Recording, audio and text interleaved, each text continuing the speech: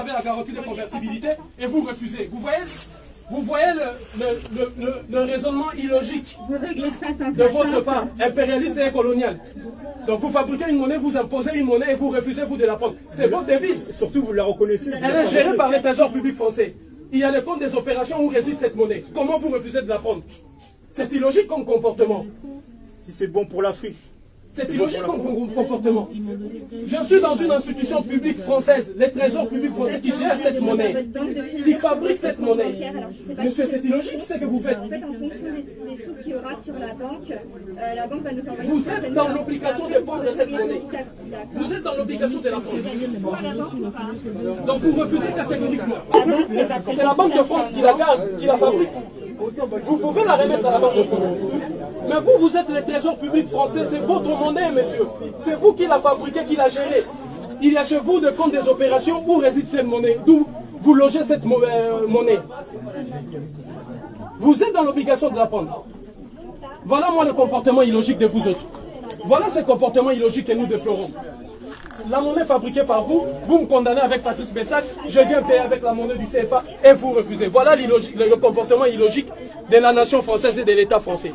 Ça c'est vraiment inacceptable. Une monnaie fabriquée par vous, gérée par votre institution et dans le trésor public français, vous refusez de prendre cette monnaie. Alors à quand? Pourquoi imposer cette monnaie à l'Afrique? Pourquoi vous l'imposez aux États africains? Alors qu'elle est fabriquée par vous, gérée par vous, votre monnaie porte le nom de la France. La France, ce n'est pas une identité africaine, c'est une identité française. La Banque de France. Cette monnaie, dans le trésor public français, repose ce qu'on appelle le compte des opérations, d'où les pays africains déposent leur argent. Et je viens au trésor public français, on refuse de prendre cette monnaie, sous prétexte qu'on ne peut pas vérifier la qualité des billets, sous prétexte qu'on ne peut pas le convertir et l'échanger à la Banque de France. Alors que c'est la France qui a la garantie de convertibilité de cette monnaie, assure la garantie de convertibilité de cette monnaie. Et c'est la France même, c'est la Banque de France même qui garde cette monnaie, c'est la Banque de France même qui fabrique cette monnaie. Et cette monnaie, il est écrit franc. Le franc n'est pas une identité africaine. Et je suis ici au Trésor public français pour payer la condamnation de 1 euro. Rappelez-vous, j'ai été condamné pour verser 1 euro à Patrice Bessac, le maire de Montreuil.